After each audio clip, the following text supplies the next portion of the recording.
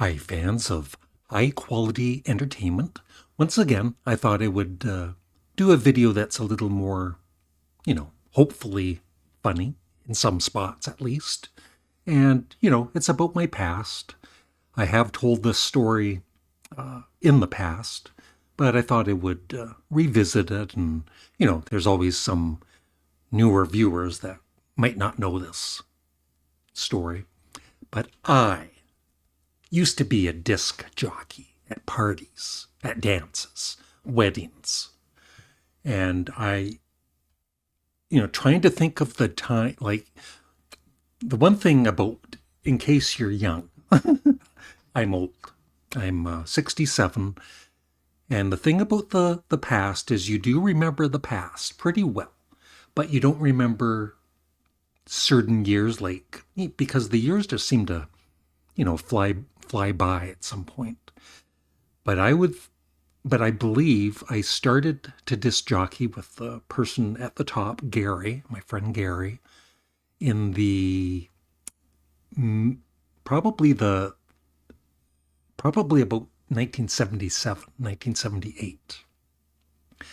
And then I had another partner below, Kevin, who I also worked with, and we disc jockeyed for probably a year or two. And that was into the 80s. Yeah, into the 80s. And then after that, I can't find a picture with the third person I disc jockeyed with, Rick, but that was probably going into the early 90s. So I disc jockeyed off and on for, a few years. And in total, I have no idea how many dances I did, but it had to be at least over 50 dances. And I would say, even, you might look at our equipment there and everything, you might have a good laugh.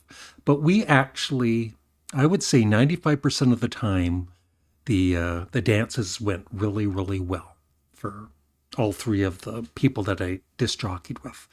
And I would say I made probably in total about 75% of the playlist for the night. I kind of knew how to get people dancing, of course, and then when to put in a slow song. So I did enjoy that. The only thing I didn't enjoy was, believe it or not, I was super shy. And I'm still kind of shy in a way, but, not as shy as I was back then. And so I'd have my partner there for protection and to do most of the talking to the people at the dance. These are some of the stories I've told before, but the only time in the night that I would actually usually speak much is, if some of you remember the song Clarence Carter, it was called Strokin'. Before we played that song, I'd get the microphone and very confidently say, "And now it's time to do some stroking," then play the song.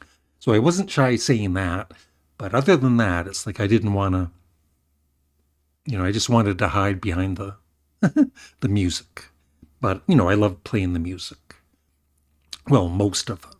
So some of the things I want to talk about is, for instance, with all of these dances, there were certain songs you had to play at every dance. And the one that really sticks out for me is Bob Seger's Old Time Rock and Roll, which is a great song. It's a fun song.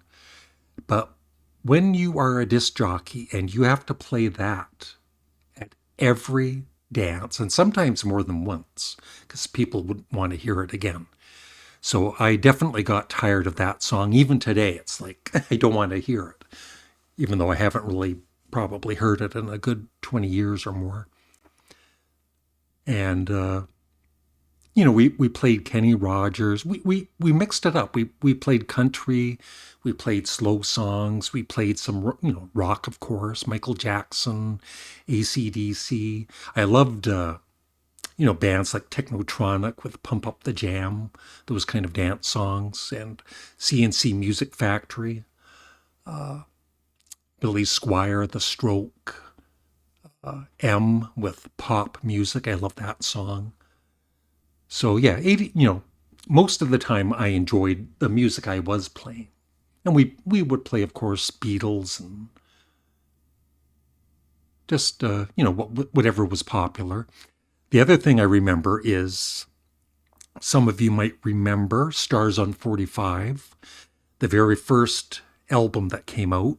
It was a mix of Beatles songs sung by people that sort of, I think for some people that sounds just like the Beatles.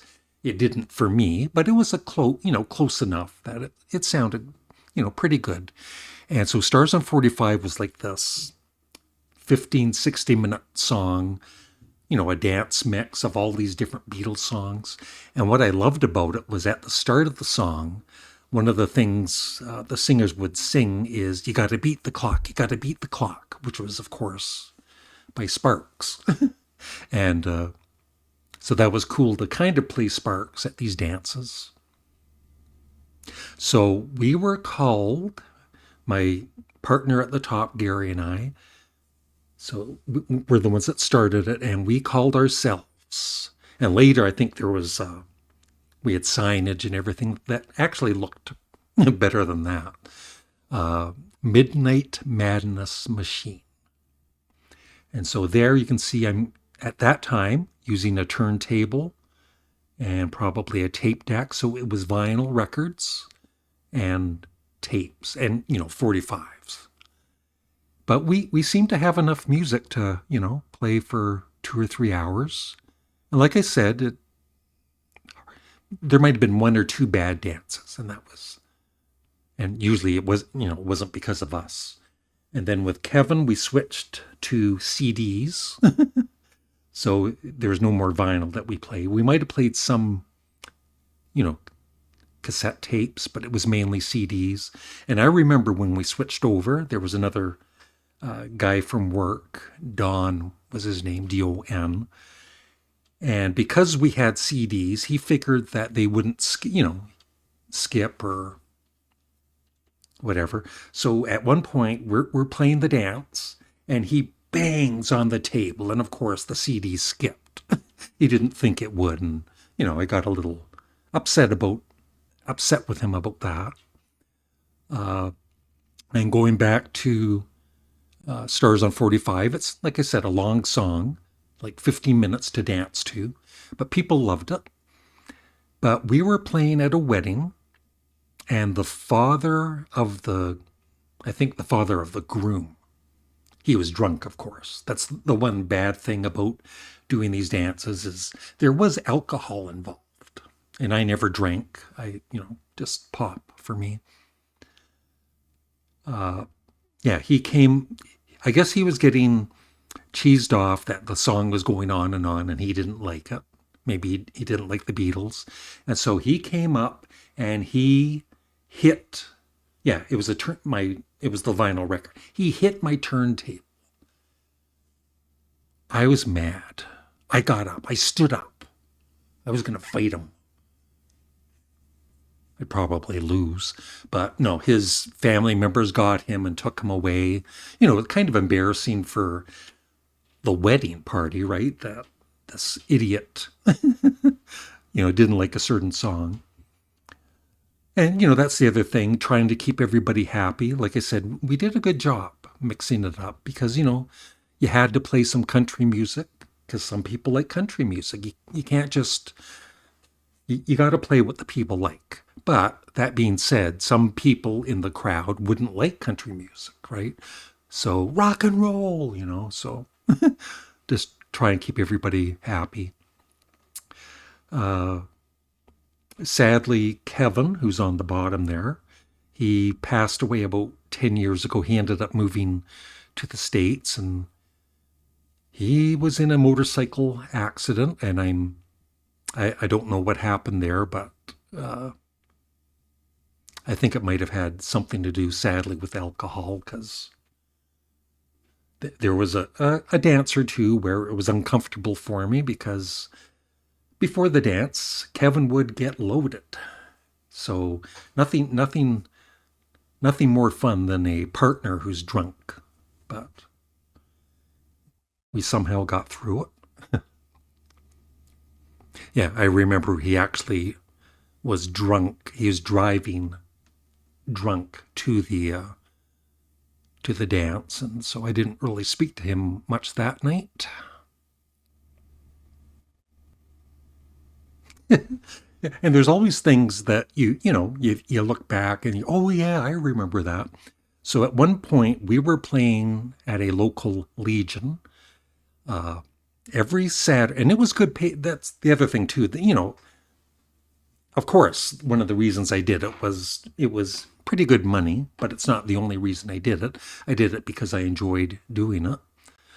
But it was pretty good pay back then. I forget, maybe two, three or $300 per dance. We'd have to split it, but back in the 80s and 90s, that was pretty good money for one night. And then yeah, I was just thinking that like I said, we used to play at the Legion every week for probably a good year or so, me and Kevin at the bottom. And one thing, or no, it was my next partner, Rick. And we used to play at the Legion, and he had really big, heavy speakers. They were good speakers, but, they were massive. And we used to, kind of like being in a band, right? You have to carry your own equipment to the stage. So we had to carry these huge speakers up these stairs. They went around, probably 2 or 3 levels to the dance hall. And then one day we're doing this, we're sweating away, and he said, hey, you should use the elevator. We didn't know there's an elevator. So that was kind of funny after like a year of doing that. And yeah, I have written down some things to talk about. Like I said, alcohol was always involved, so there would always be, not always, but in some dances there would be an idiot or two you had to deal with, and you would be worried too with the equipment, and some drunk comes on and puts their drink on the equipment or the speakers or whatever. There was one dance we did that we didn't even play. It was I think it was for a some kind of a business Christmas party, for, I don't know, like an office or something. And everybody was there, and we were all set up. And then it might have even been a wedding. But anyway, actually, I think it was a wedding. Anyway, we're all set up to play, and we played, the dance for the couple and all that. But then basically everybody wanted to go party elsewhere. And so they ended up asking if it was okay. So, we got paid, and we only played, like 2 or 3 songs. So that was a good night for us. Another time at another Legion, we did one dance there. They were more strict though. It wasn't a Legion. It was a trailer park dance hall, and we got hired the first time to play there, and it was mainly older people, but some younger people came in near the end, and it turned into a great dance, especially for the younger people. And we were set to do the New Year's Eve dance there for the place. And so after that, like I said, that dance just went over really well. And so we were going to do the New Year's Eve dance like a week or 2 later, and I got a phone call, and we were fired. And oh yeah, I remember now. It's because it might have had to do with a handful of the older people that maybe had some say with the trailer park. And I remember when everybody was dancing, having a great time, and this kind of half-drunk woman, older woman, comes up and says, "Turn that music down." which you don't do at a dance. You turn it up. And she went to the washroom, and we ignored her. I might have faked that I turned it down a touch. She came back out, and she screams at me and my partner, "I thought I told you to turn that down." And then, but after that, the rest of the night went well. But I received that phone call the next day that we lost her. And that was probably going to be the best paying job for New Year's Eve. Probably like $500 or something. Oh, the memories. And just one more thing. Like I said, I was always good at choosing the songs to play, and my partners were too, to a certain extent. Although somebody asked one of my partners to play Steppenwolf's "Born to Be Wild," which we had never played, and I was thinking that's a great song, but I could just, you can sense if a song is going to go over well or not wherever you are playing. And he played it, and it bombed. Like maybe one couple dancing to it. So we always used to kind of joke about that later. And the one time I really failed at being a disc jockey was the whole dance floor was just a rockin'. And I remember the song. It was The Cars, Just What I Needed. And my partner went to the washroom. And so it was totally up to me. And I was kind of in a panic because, oh my God, this is going so well. Don't screw this up, Larry. And I'm thinking, what's another great song to play right after this? I had a choice of, hundreds of songs. And for some foolish reason, now, some of you might not know this song. You'll know the band, of course, Queen. There is a song on their album Jazz, which was not a single, and you definitely can't really dance to it. But at the time, I just thought it would go over really well with the young crowd. And so I played the song, Sheer Heart Attack, which is like really heavy and almost punky. And the whole dance floor, they're kind of like, what's this? Like it was embarrassing, and people walking off the dance floor. And I felt like a total failure. So yeah, that's some of my memories of being a disc jockey. I hope you enjoyed the stories. I hope you hadn't heard all of them before. I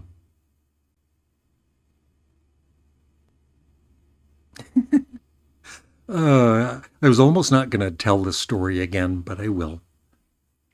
The most embarrassing thing happened to me with my partner. Once in a while we'd have to take a washroom break. And so I went to the washroom, and I'm sitting, I'm in one of the stalls, let's just say that. And I hear a couple of girls' voices and a little bit of giggling and saying, "Are you in the wrong washroom?" And I had not been drinking or doing any drugs.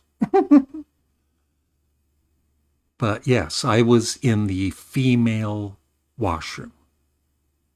And I'm 100% man, as you know. So that was embarrassing that I had to actually walk out of the female washroom with 2 or 3 girls giggling and walk all the way through the crowd, probably with everybody pointing and laughing at me. There's that guy that was in the woman's washroom.